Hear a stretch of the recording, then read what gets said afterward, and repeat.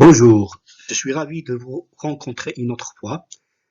Dans cette vidéo, on va traiter un exercice qui a été proposé au concours de l'ENSAM. Euh, on considère une fonction f de la variable réelle x définie par tranche. C'est-à-dire ici, f de x c'est x carré plus x moins 1 sur x moins 2, c'est x et appartient à l'intervalle 2 plus l'infini. Et f de x égale 2x plus p sur 3 si x appartient à l'intervalle moins l'infini 2, fermé en 2. La question est de trouver les deux nombres réels a et b pour que la fonction f soit continue au point 2. On commence par faire des rappels. Le premier rappel, c'est que si p de x est un polynôme, alors la limite de p de x en x0, c'est la limite de p de x à droite en x0, c'est la limite à gauche de p de, en x0 de p de x, et c'est p de x0. Le rappel 2, c'est que f est continu en x0 si et seulement si la limite à gauche en x0, c'est la limite à droite en x0 de f, et c'est f de x0. Le rappel 3, si f de x se présente comme un rapport g de x sur h de x, c'est le quotient de deux fonctions. Et si la limite de g de x, c'est un nombre k non nul en x0, et la limite de h de x en x0, c'est 0. Et elle est soit positive, soit négative au voisinage de x0.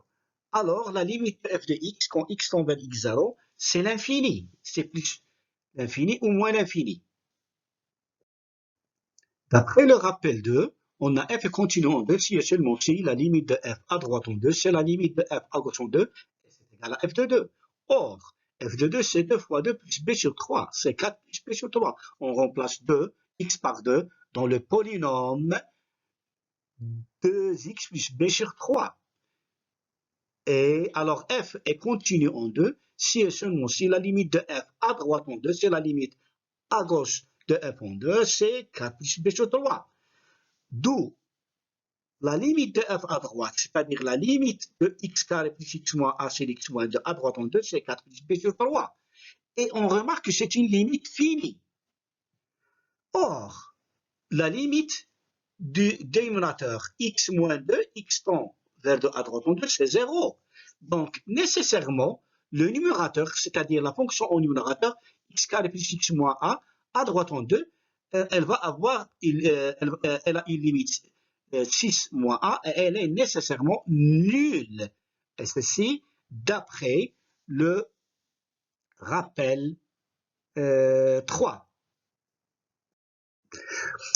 On conclut donc que a égale à 6, d'où la limite de f de x à droite en 2, on remplace a par 6, c'est x carré, c'est la limite de x carré plus x moins 6 sur x moins 2 à droite en 2, et c'est 4 multiplié sur 3. Donc on remarque qu'on a une forme indéterminée si on remplace x par 2, 0 sur 0. Alors, on factorise x carré plus x moins 6, la factorisation donne x carré plus x moins 6, c'est x moins 2 fois x plus 3.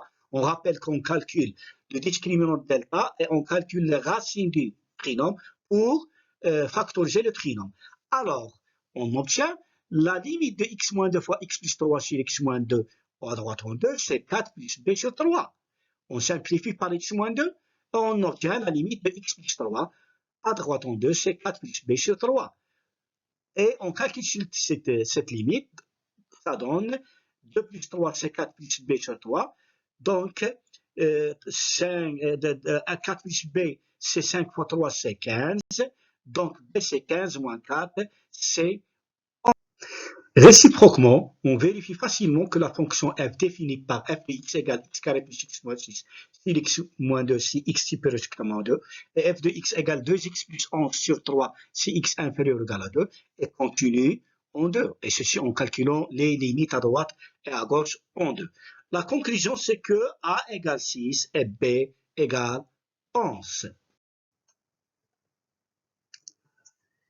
Si vous avez une méthode plus rapide pour choisir la bonne réponse, n'hésitez pas à la mettre dans les commentaires. Ça sera intéressant le jour du concours. Si vous avez une suggestion ou une demande à faire pour les prochaines vidéos, n'hésitez pas à l'écrire dans les commentaires.